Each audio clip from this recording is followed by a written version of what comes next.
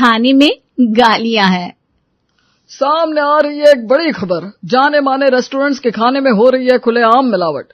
जो लोग खुश होकर खाते हैं मोमोज, हो जाइए सावधान। नॉन-वेज मोमोज में चिकन की जगह बेचा जा रहा है आपको कुछ खौफनाक। टीवी में कुत्ते की फोटो दिखती है मोमोज के साथ। यार न्यूज वाले भी पता नहीं क्या क्या दिखाते रहते हैं।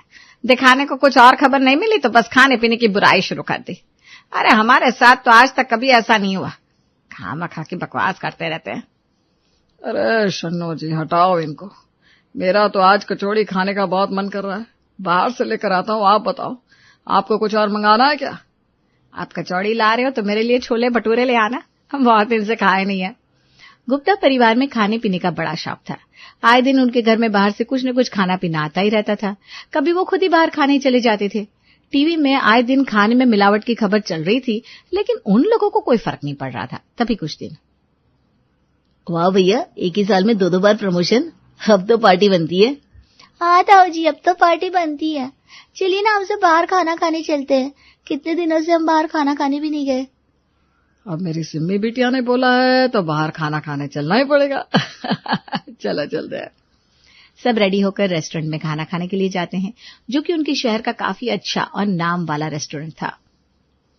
मैं तो अपना फेवरेट रेड सॉस पास्ता खाऊंगी ताऊ जी। और मैं पिज्जा। और हमारे लिए तो वही मंगा ले बेटा जो हर बार आता है। शाही पनीर, दाल मखनी, मिक्स वेज, नान पुलाव और पाइनएप्पल रायता। अच्छा ठीक है, किसी और को कुछ मंगवाना हो तो बता दो। अमन सबके लिए खाने का ऑर्डर करता है और थोड़ी देर में खाना टेबल पर सर्व हो जाता है। वाह वाह, क्या खुशबू है। कौन कह सकता है कि इस खाने में मिलावट होती है। ये न्यूज वाले बिना खामा-खा डरा देते हैं। इससे पहले कि गुप्ता जी कुछ और बोलते, शन्नो जी जोर से चिल्लाती हैं, कॉकरोच, कॉकरोच, मरा हुआ कॉकरोच। क्या मरा हुआ कॉकरोच? हाँ पापा, ये पिज्जा भी कुछ अजीब सा लग रहा है। इसमें कुछ टेस्ट नहीं आ रहा है, बदबू आ रही है। अमन जैसे उसे स्मेल करता है वो बिल्कुल खराब हो चुका था। रेस्टोरेंट की कंप्लेंट करने के लिए अमन मीडिया को कॉल लगा देता है और थोड़ी देर में मीडिया वाले रेस्टोरेंट को घेर लेते हैं और न्यूज में आ जाती है वही हेडलाइन।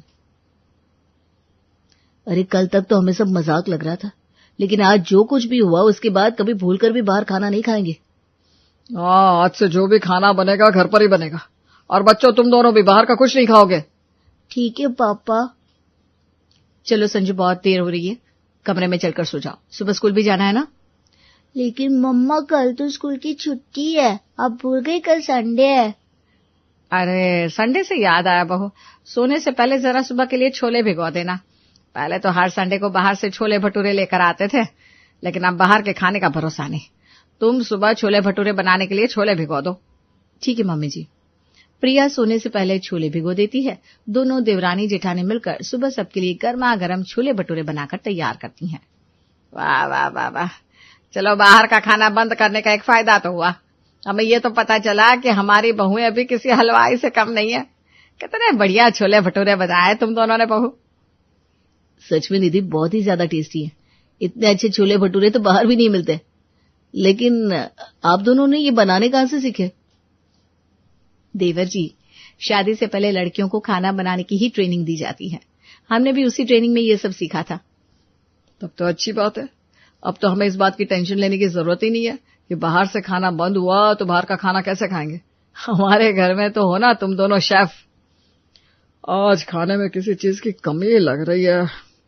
संडे को हम छोले भटूरे के साथ कुछ और भी खाते थे। हाँ दादू, आप भूल गए। आप जब भी छोले भटूरे मंगवाते थे तो उसके बाद खाने के लिए गुलाब जामुन और रबड़ी भी मंगवाते थे। अरे हाँ, तुमने सही याद दिलाया बेटा। छोले भटूरे खाने के बाद जब तक मैं रबड़ी के साथ गुलाब जामुन ना खा लूं तब तक बेचैनी सी रहती है। बहू, तुम दोनों को गुलाब जामुन और रबड़ी बनानी तो आती है ना? जी पापा जी, आती तो है। अरे आती है तो जाओ बेटा बना कर लाओ। और हाँ, गुलाब जामुन में मीठा जरा कम रखना, रबड़ी के साथ खाना है ना। जी पापा जी। चलो निधि, अभी तो देवरानी जेठानी छोले भटूरे बनाकर फ्री हुई थी कि अब उनके पास रबड़ी और गुलाब जामुन बनाने का ऑर्डर आ गया। दीदी, आपने हाँ बोला ही क्यों? अभी तो छोले भटूरे बनाकर फ्री हुए थे। और पता है ना आपको गुलाब जामुन और रबड़ी बनाने में कितना टाइम लगता है। जानती हूँ, लेकिन क्या कर सकते हैं निधि। अगर मैं इन लोगों को मना भी करती कि हमें ये बनाना नहीं आता तो बोलते थे यूट्यूब से देखकर बना लो। छोड़ दे क्या हमें किसी भी हालत में? नहीं। देखो दीदी, गुलाब जामुन तो मैं बिल्कुल नहीं बनाऊंगी, मुझ में बिल्कुल भी हिम्मत नहीं है। मैं रबड़ी बना लेती हूँ, आप गुलाब जामुन बना लो। अरे लेकिन गुलाब जामुन बनाने के लिए पहले खोया तो निकालना पड़ेगा। तुम रबड़ी बनाओ, तब तक मैं खोया निकालती हूँ। अब दोनों देवरानी जेठानी दूध को पकाने के लिए कढ़ाई में कड़छी चलाती ही जाती है और उसी में उनके 2 घंटे लग जाते हैं। जैसे तैसे करके दोनों रबड़ी और गुलाब जामुन बनाकर सबके लिए लेकर आती हैं। वाह, क्या गुलाब जामुन है! इसमें आ रहा है गुलाब जामुन का असली स्वाद, वरना बाहर के गुलाब जामुन में तो खोए का कोई टेस्ट ही नहीं आता। हाँ, और ये रबड़ी तो मुझे बहुत ही अच्छी लगी। मेरे लिए बचा कर रखना, मैं रात को भी खाऊंगा चाची। आप सब खाइए, हम दोनों ने तो अभी तक कुछ नहीं खाया है। सुबह से खाना बना बना कर बहुत थक गए। खाना खाकर थोड़ी देर आराम करेंगे। ठीक है बहू, लेकिन थोड़ा जल्दी आ जाना, सबके लिए लंच भी तो बनाना है ना।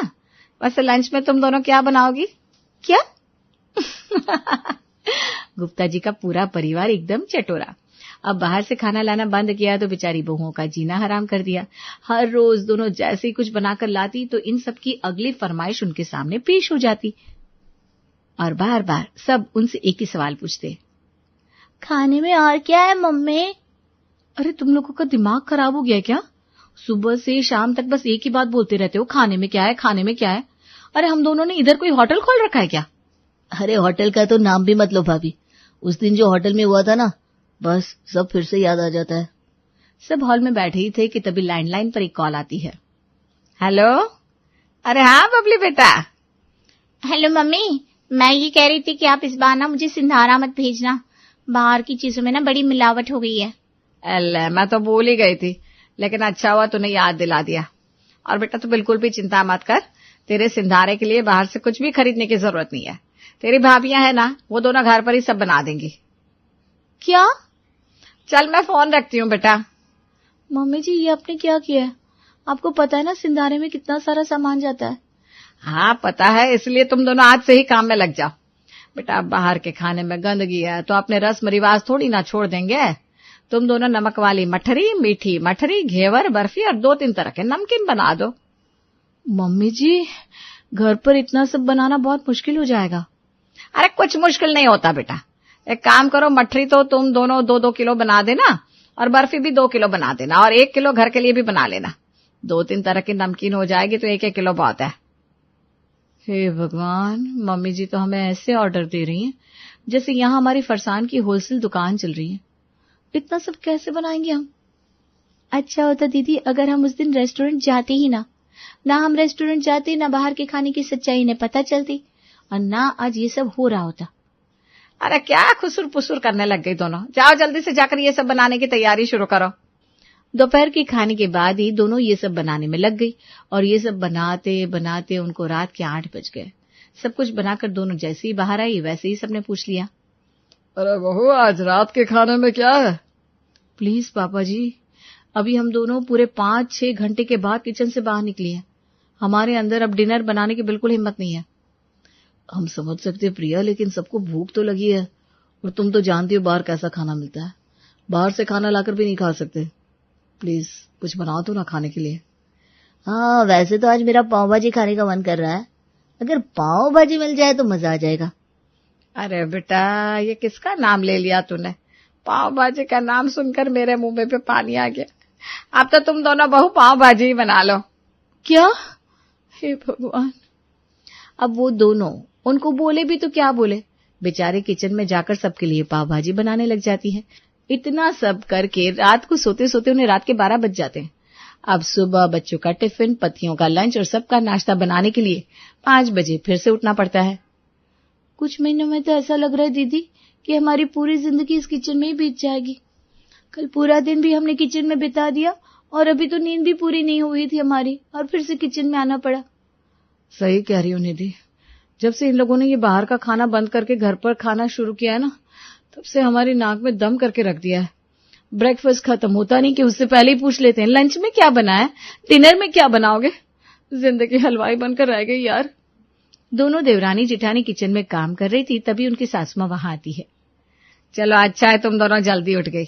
वैसे आज नाश्ते में सबके लिए क्या बना रही हो? आज अलग से नाश्ता बनाने की हिम्मत नहीं है मम्मी जी। सबकी टिफिन के लिए जो सब्जी बना रहे हैं उसी के साथ नाश्ते में पराठे बना देंगे। अरे ऐसे कैसे? नाश्ते और लंच में एक जैसा खाना खाएंगे तो बोरियत हो जाएगी। मैं कल मंडी से ना मटर लेकर आई थी, तो नाश्ते में मटर की कचौड़ी बना लो, गर्मा गर्म चाय के साथ खाने में मजा आ जाएगा। अरे लेकिन क्या बहू, चलो जल्दी जल्दी हाथ चलाओ, नाश्ते का टाइम होने वाला है। बेचारी दोनों को कोई जरा भी राहत नहीं लेने देता। हर टाइम बस दोनों को खाना बनाने में ही लगाए रखते। कुछ दिन बाद, नीरज, तुम्हें प्रमोशन मिला है यार, कम से कम पार्टी तो दो। हाँ, मैंने कब मना किया है? तो चलो फिर बाहर चलते हैं, यहाँ पर एक नया रेस्टोरेंट खुला है। नहीं यार, बाहर नहीं। आजकल बाहर के खाने पर 1% भी भरोसा नहीं है मुझे। तुम्हें पार्टी चाहिए ना, मेरे घर चलो। मैं निधि को फोन करके बता देता हूँ, वो शाम को हमारे लिए अच्छा सा खाना बना देगी। नीरज निधि को फोन करके अपने दोस्तों के लिए खाना बनाने को बोलता है, जिससे निधि का पारा हाई हो जाता है।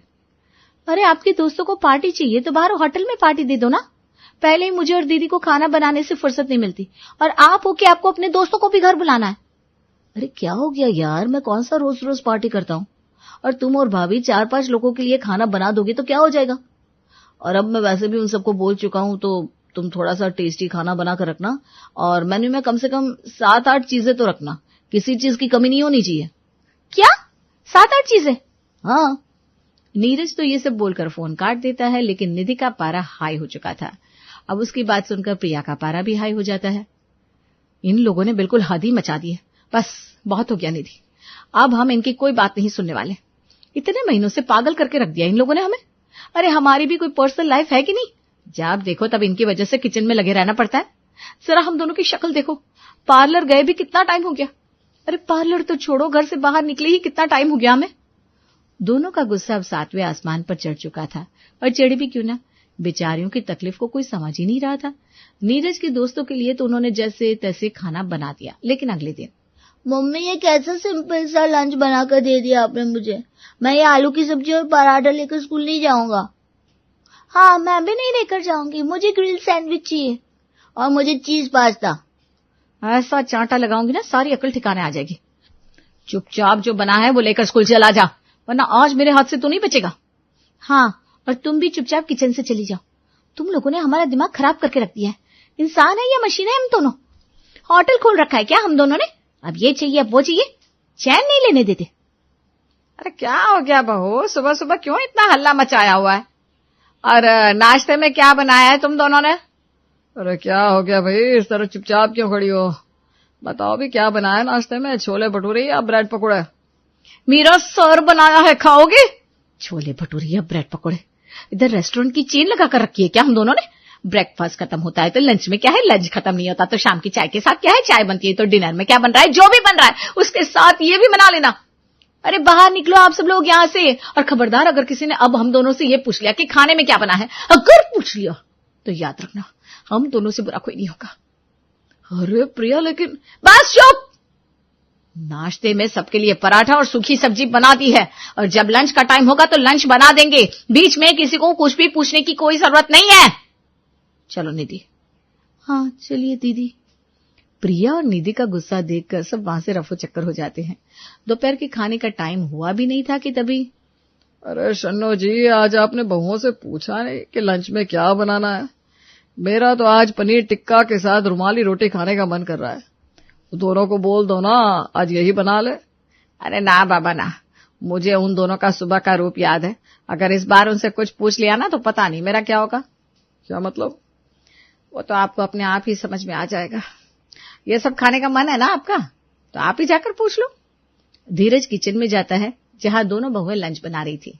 अरे वाह बेटा, तुम छोले चावल बना रही हो, लेकिन मैं क्या कह रहा था, आज अगर पनीर टिक्का के साथ रुमाली रोटी मिल जाती तो। अब बेचारे ससुर जी को तो दोनों बहुएं क्या बोलती, लेकिन गुस्से में वो दोनों उन्हें देखकर जो लुक देती है ससुर जी को उसी से अंदाजा लग जाता है कि शन्नो जी ने उनसे ऐसा क्यों कहा था। वो 2 कदम रसोई से पीछे लेते हैं और वहां से सीधे अपने कमरे की तरफ निकल लेते हैं। क्या हुआ, बन गया पनीर टिक्का और हमारी रोटी? नहीं शन्नो जी, लेकिन ऐसा लग रहा था कि अगर मैं दोबारा उन लोगों को कुछ और बनाने के लिए बोलता तो वो मेरा ही टिक्का बना देती। जब शराफत से किसी को बात समझ में नहीं आई तो उन दोनों का गुस्सा तो सबके ऊपर फूटना ही था। अब जैसे ही उनसे कोई खाने के बारे में पूछता तो उन दोनों का गुस्सा सब पर बरस पड़ता। घर वाले समझ गए थे कि अब इन्हें कुछ भी कहना मतलब अपना सर ओखली में देने के बराबर है। पापा पिज्जा खाने का मन कर रहा है। बेटा पिज्जा का तो पता नहीं, लेकिन अगर ये पिज्जा की फरमाइश तूने अपने मम्मी या ताई जी के सामने कर दी ना तो खाने में जो मिलने वाला है वो भी नहीं मिलेगा, मिलेगी तो सिर्फ गालियां ही गालियां।